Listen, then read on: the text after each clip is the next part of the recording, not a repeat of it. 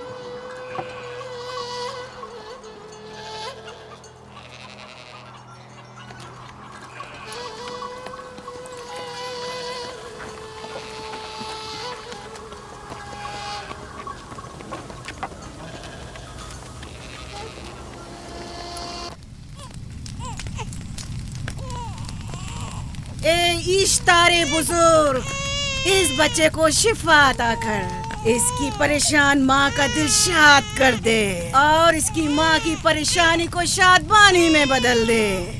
اے میرے خدا، اس بچے کو شفا عطا کر۔ اس بچے کی ماں یہ عہد کرتی ہے کہ تیری بارگاہ تیرے حضور میں قیمتی نذرانے پیش کرے گی۔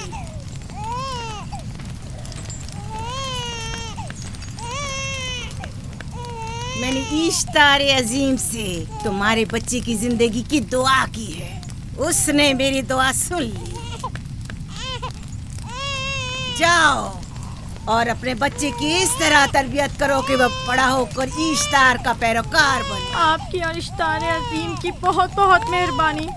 اشتار مہربان پہ درود و سلام ہو، آپ کی بہت بہت مہربانی۔ میرا بچہ موت کے دہانے پر تھا، آپ نے اسے نئی زندگی بخشی۔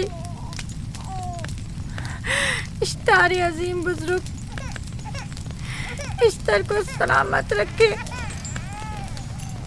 اشتر کی حفاظت فرمائے۔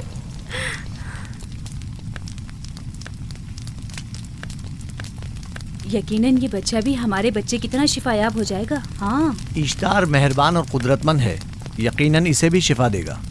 یقیناً ایسا ہی ہے۔ چلیں چلو چلیں۔ یہ تم لوگوں کو کیا ہو گیا ہے؟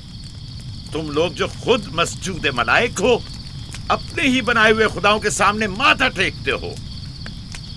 تمام کائنات انسان کی تابع ہے، پھر بھی تم ان بے جان پتھروں اور بتوں کے سامنے سر جھکاتے ہو۔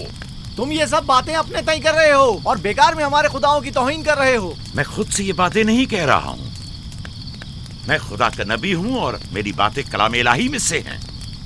یہ کتاب وہ آسمانی صحیفہ ہے جو میرے جد حضرت ابراہیم علیہ السلام پر نازل ہوا۔ میں ان کے دین کا پیروکار ہوں اور اس کتاب کی ترویج و تبلیغ پر مامور ہوں۔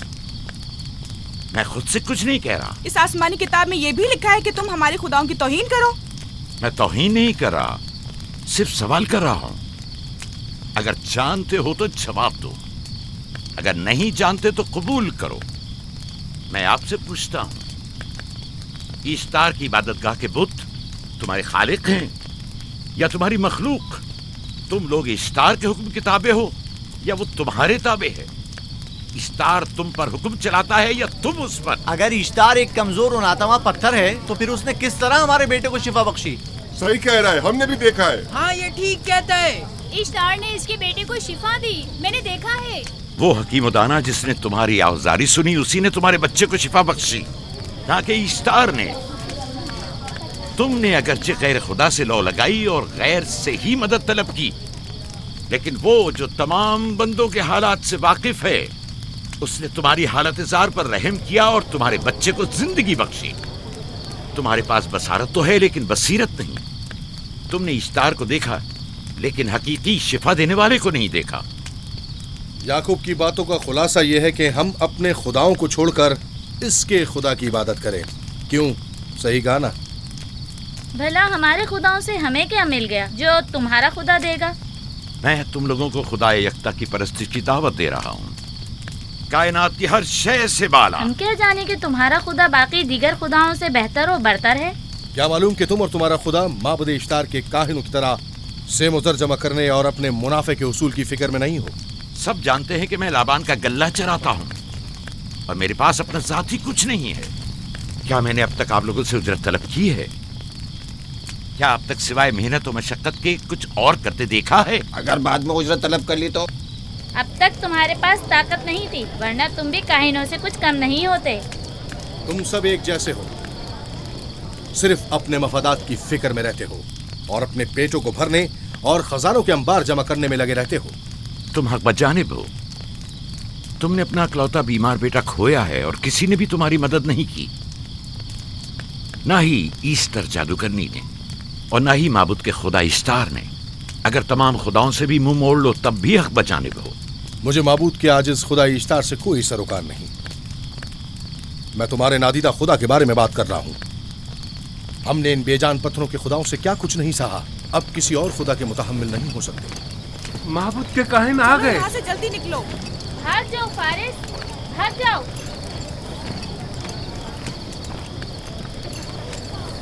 اس طرف اسے چھوڑ دو. اس نے کیا کیا ہے؟ اسے چھوڑ دو. جاؤ اسے پکڑو، بھاگنے نہ پائے. جاؤ.